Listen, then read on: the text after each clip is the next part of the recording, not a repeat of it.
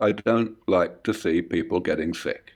I see it as completely obvious and unequivocal that aging is humanity's number one problem. It causes far more suffering than everything else added together. And if we can eliminate it, then people will not just live longer, they will live much happier and more productive lives. Of course, we're all trying to make this happen as soon as possible.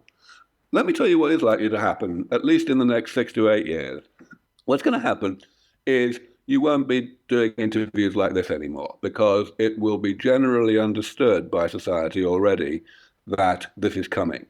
At the moment, people are still hiding in a kind of, land of skepticism, of feeling that this is all really science fiction and they'll believe it when they see it.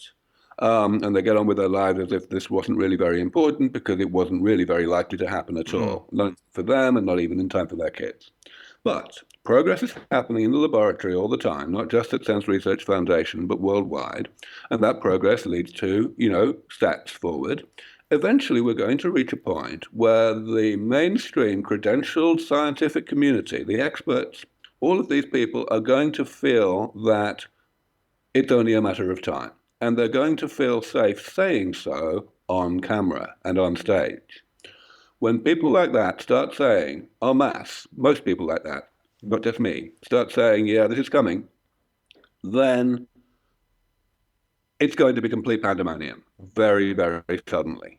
The following day, what's going to happen is Oprah Winfrey is going to be saying, well, if it's only a matter of time, then really we ought to be trying to make it less time, shouldn't we? The day after that, it's going to become impossible to get elected unless you have a manifesto commitment to throw the most astronomical amount of resources at this problem, to have what I think we can legitimately call a war on aging.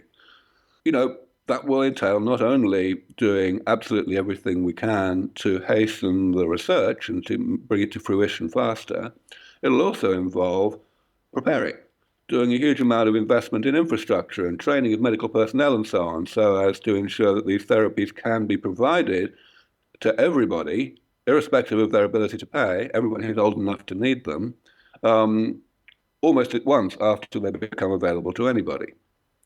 Moreover, of course, we've got all of these other ancillary preparations, things like putting more money into renewable energy. And finally, we've got to think, of course, about all aspects of the transition. It's going to be a very different world. It's going to be a world that we will be preparing for in that interim period of perhaps 15 years, 20 years, during which we don't have the therapies yet, but everybody knows that they're coming. And that period, I believe, is going to begin within 6 to 8 years from now.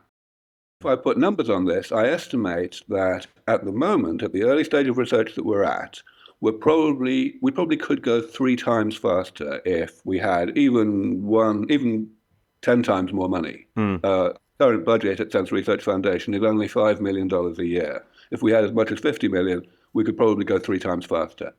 Now, of course, that factor of 3 is going to go down as more progress is made and more people come on board and believe the whole thing's going to work and so on. So if I cumulatively predict what difference we're making, what difference would be made in terms of how soon we will get to the final objective, I think we're talking about something like 10 years. I think with no problem of money, we're probably looking at about 20 or 25 years from now before we get these therapies. That's, of course, not by any means a guarantee, but I think we have a 50-50 chance of getting there in that kind of time. If we don't have better luck in terms of bringing money in the door, then I think we could be looking at 30 to 35 years. And that would mean maybe 500 million people that would die unnecessarily.